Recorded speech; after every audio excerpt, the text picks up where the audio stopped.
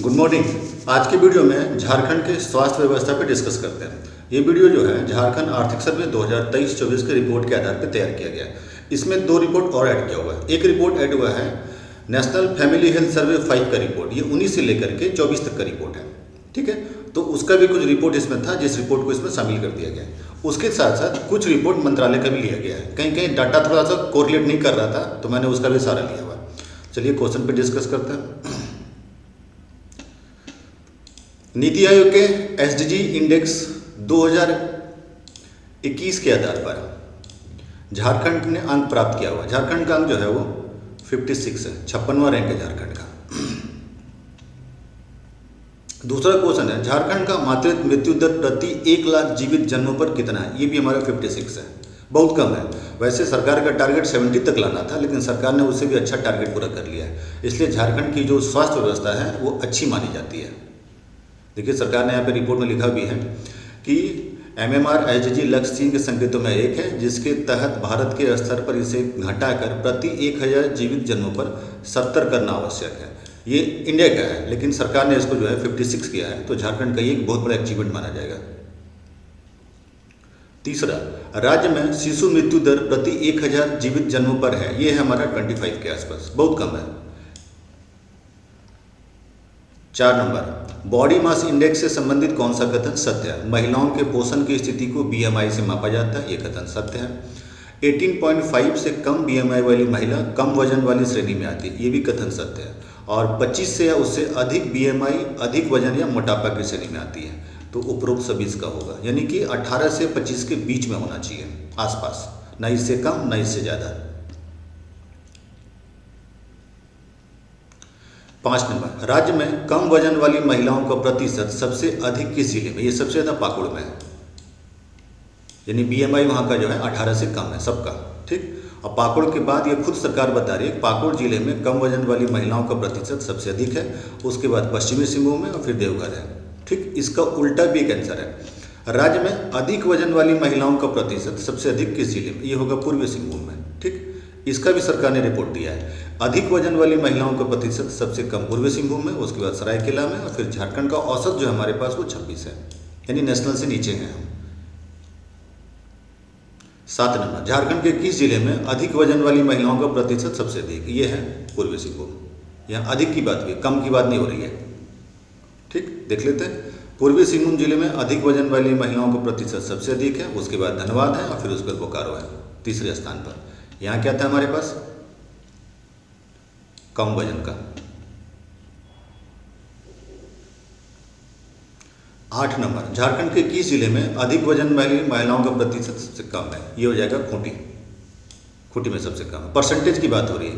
सबसे कम हिस्सेदारी वाले जिले खूंटी है, उसके बाद गुमला है, और फिर उसके बाद राज्य का औसत भी देख लीजिएगा। राज्य का औसत 11.9 है, ये भी हमारा एक स्टैंडर्ड है। यानी कि फैमिली हेल्थ सर्वे का जो रिपोर्ट आया हुआ है, उस रिपोर्ट के आधार पर झारखंड का स्वास्थ्य व्यवस्था ठीक है। झारखंड का एजुकेशन सिस्टम थोड़ा गड़बड़ है, जिस पे हम नेक्स्ट डिस्कस करेंगे। 9 नंबर, स्वास्थ्य व्यवस्था से संबंधित कौन सा कथन सत्य है? झारखंड राज्य में करीब 12% महिलाओं का बीएमआई 25 से अधिक है। 25 या उससे अधिक बीएमआई ज़्यादा वजन या मोटापे की श्रेणी में आता है, जो चिंताजनक स्वास्थ्य प्रवृत्ति है। बिल्कुल सही है।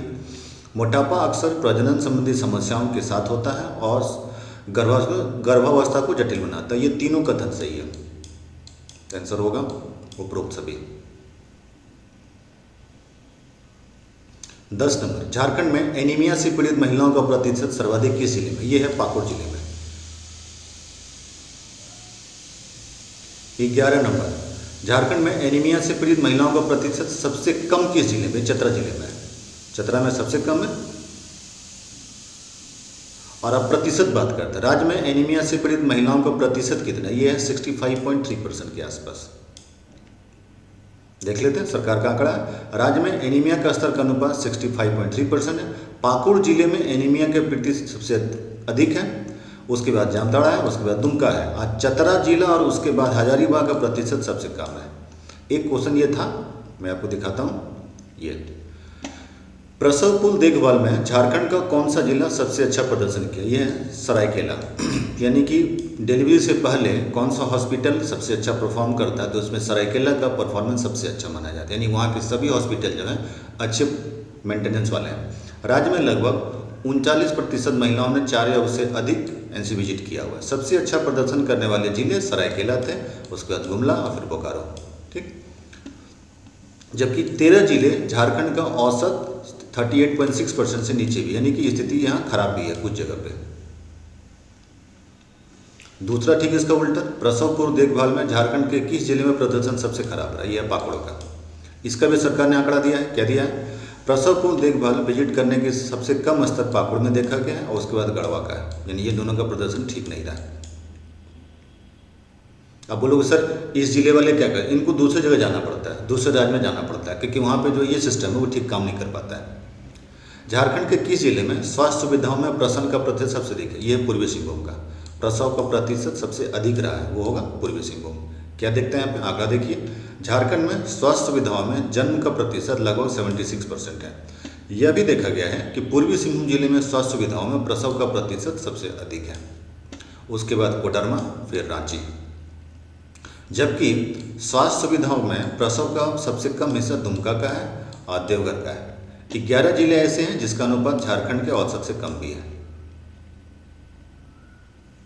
16 नंबर, सार्वजनिक स्वास्थ्य सुविधा में प्रसव के प्रतिशत की बात करें तो झारखंड में सबसे अच्छा प्रदर्शन करने वाला जिला कौन है? यह है गुमला, यानी पब्लिक हेल्थ, यानी कि सरकारी हॉस्पिटल की सुविधा की बात की जाए तो, प्राइवेट की नहीं। देख लेते हैं, गुमला जिले ने वाकई अच्छा प्रदर्शन किया। सार्वजनिक स्वास्थ्य सुविधा में प्रसव के प्रतिशत की बात करें तो ये सबसे अच्छा प्रदर्शन करने वाला जिला है। अन्य सबसे अच्छा प्रदर्शन करने वाले जिले में कौन है? लोहरदगा सेकंड पे और सिमडेगा थर्ड पे। इसके विपरीत भी है, खराब प्रदर्शन करने वाले धनबाद का है और बोकारो का है। कुल मिलाकर के 8 जिले ऐसे हैं जिसका प्रदर्शन राष्ट्रीय औसत से कम है। ठीक, निजी स्वास्थ्य सुविधा में प्रसव के मामले में किस जिले का प्रतिशत सबसे अधिक है? यह है धनबाद का, यानी वहाँ पे प्राइवेट हॉस्पिटल का अच्छा परफॉर्मेंस है, गवर्नमेंट हॉस्पिटल का कम परफॉर्मेंस है। और धनबाद के बाद कौन सा? धनबाद के करीब अंजलियाँ बोकारो और पूर्वी सिंहभूम का स्टेट। कितना धनबाद का? 44.3% के आसपास। ये सारा नेशनल फैमिली हेल्थ सर्वे का रिपोर्ट है और ऐसे ही क्वेश्चन अभी एग्जाम्स में आ भी रहे हैं। 18 नंबर, एनीमिया से पीड़ित बच्चों की संख्या झारखंड के किस जिले में सर्वाधिक? यह है सरायकेला में।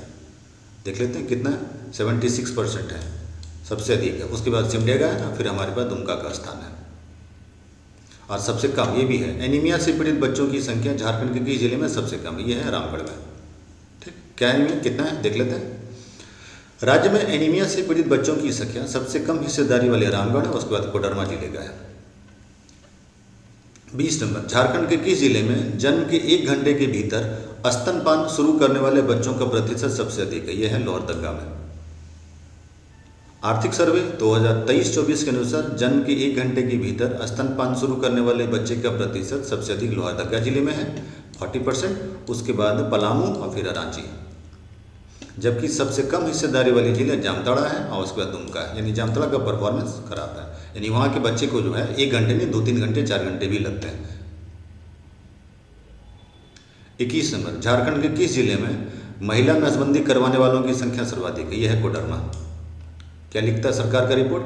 कोडरमा जिले में राज्य में महिला नसबंदी का प्रतिशत सबसे अधिक 50%, उसके बाद पलामू, उसके बाद चतरा का है। जबकि सबसे कम हिस्सेदारी किसका है? पश्चिमी सिंहभूम का और उसके बाद सिमडेगा का। तो ये भी डाटा याद रखिएगा, पश्चिमी सिंहभूम का।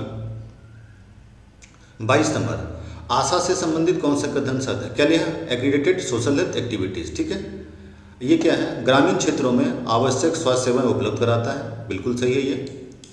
यह केवल मातृत्व स्वास्थ्य के लिए कार्य करता है? नहीं, सिर्फ मातृत्व के लिए कार्य नहीं करता, ये मातृत्व और शिशु दोनों के लिए कार्य करता है। तो ये कथन गलत हो गया, क्योंकि यहाँ केवल लिख दिया। यह परिवार नियोजन और टीकाकरण कार्य में महत्वपूर्ण भूमिका निभाता है, ये कथन सही है। तो 1 और 3 होगा, 1 और 3। ठीक है, यहाँ शिशु भी होगा, मैं लिख दिया हूँ यहाँ पे। मान्यता प्राप्त सामाजिक स्वास्थ्य कार्यकर्ता आशा कार्यकर्ता सामुदायिक स्वास्थ्य स्वयंसेवक है, जिसने ग्रामीण और वंचित क्षेत्रों में आवश्यक स्वास्थ्य सुविधा स्वास्थ्य शिक्षा प्रदान करने के लिए प्रशिक्षित किया जाता है। वे मातृत्व एवं शिशु स्वास्थ्य, टीकाकरण, परिवार नियोजन और रोग निवारण के लिए महत्वपूर्ण भूमिका अदा करता है। यानी मातृत्व और शिशु दोनों होगा, अकेले नहीं होगा। 23, राज्य में आशा कार्यकर्ता की संख्या सर्वाधिक किस जिले में? ये है हमारे पास पश्चिमी सिंहभूम में, लगभग 39,000 टोटल है झारखंड में। ठीक है, और पश्चिमी सिंहभूम में जो है सबसे अधिक माना जाता है, डेंसिटी उसका सबसे हाई वही, उसके बाद हजारीबाग का स्थान है। 24 नंबर, राज्य का अस्पताल विस्तार घनत्व किस जिले में सर्वाधिक है? ये रांची में होगा। अब देखिए, अस्पताल की बात की गई है तो इसका मतलब है कि प्राइवेट और पब्लिक दोनों हॉस्पिटल की बात की गई है, ठीक है। तो इसलिए डेंसिटी सबसे ज़्यादा रांची में ही, क्योंकि ये कैपिटल है और यहाँ बड़े बड़े हॉस्पिटल्स भी हैं और नए हॉस्पिटल जो बन रहे हैं कैंसर हॉस्पिटल वो भी इसी में है, ठीक है। तो ये था हमारा 24 इंपॉर्टेंट क्वेश्चन किसका, स्वास्थ्य का। अब आपके मन में क्वेश्चन होगा सर आपने सिर्फ एनीमिया पे डिस्कस किया लेकिन आपने कभी कैंसर पे डिस्कस नहीं किया, आपने कभी और अदर जो बीमारी टीबी पे डिस्कस नहीं किया, मलेरिया पे डिस्कस नहीं किया। ऐसा क्यों? ऐसा इसलिए क्योंकि इस सब के बारे में रिपोर्ट में लिखा ही नहीं है कुछ। तो जब रिपोर्ट में नहीं लिखा रहेगा तो आपके जेएसएससी और जेपीएससी में भी वैसा क्वेश्चन नहीं आएगा। क्वेश्चन जो बनते हैं उसके कुछ आधार होते हैं और आधार जो यही होता है उसका रिपोर्ट, जैसा रिपोर्ट होगा उसी आधार पर वो तैयार किया जाता है। तो रिपोर्ट के आधार पर अगर आप देखेंगे तो बात यहाँ ये होती है कि इस बार का जो रिपोर्ट है नेशनल फैमिली हेल्थ सर्वे का और इकोनॉमिक सर्वे का, उसमें इन्हीं दो बीमारी के बारे में डिस्कस किया गया। इसीलिए इसी दो बीमारी से रिलेटेड क्वेश्चन आपके एग्जाम में आएंगे। अब अगर नेक्स्ट कभी कैंसर का कुछ आया, अगर मान लें कि और अदर किसी बीमारी का आया, एड्स का कोई पेशेंट का गया, तो जरूर वो रिपोर्ट बनेगा और जब रिपोर्ट बनेगा तभी वो क्वेश्चन होगा। तो आप लोग भी कभी अगर न्यूज़पेपर वगैरह पढ़ते हैं तो उसमें इस सब चीज़ को ध्यान में रखिएगा। जो सोर्स होता है वो ऐसे ही बनते हैं क्वेश्चन के, ठीक है। कुछ लोग हैं कि पूरा पढ़ने निकल जाता है, पूरा ढूंढने में निकल जाते हैं, कहीं से हमको कुछ और भी मिल जाए, उसकी ज़रूरत ही नहीं है आपको पढ़ने की। सिविल सर्विसेज के स्टूडेंट्स के लिए सबसे इंपॉर्टेंट होता है न्यूज़पेपर पढ़ना और एक मैगजीन पढ़ना। कोई एक न्यूज़पेपर और कोई एक मैगजीन आप जरूर पढ़िए। इससे आपको ना क्वेश्चन फ्रेमिंग कैसे होगा, क्या ट्रेंड चल रहा है वो पता चल जाएगा। कभी कभी आप खुद भी एनालिसिस कर लीजिएगा कि हाँ ये क्वेश्चन इंपॉर्टेंट बन सकता है। इसलिए न्यूज़पेपर एक जरूर पढ़िए और जो न्यूज़पेपर का रिपोर्ट है, न्यूज़ है, वही कल आपके मैगजीन का जो है वो कंटेंट बनता है और फिर वही कंटेंट जो आपका स्टडी मटेरियल बन जाता है। इसलिए आप इस चीज़ को ध्यान रखें। इसलिए मेरा आप लोग सभी को एक सुझाव है, एक न्यूज़पेपर कोई एक लें, या तो इंग्लिश में या तो हिंदी में, कोई भी जरूर पढ़िए। ओके, गुड डे, जोहार।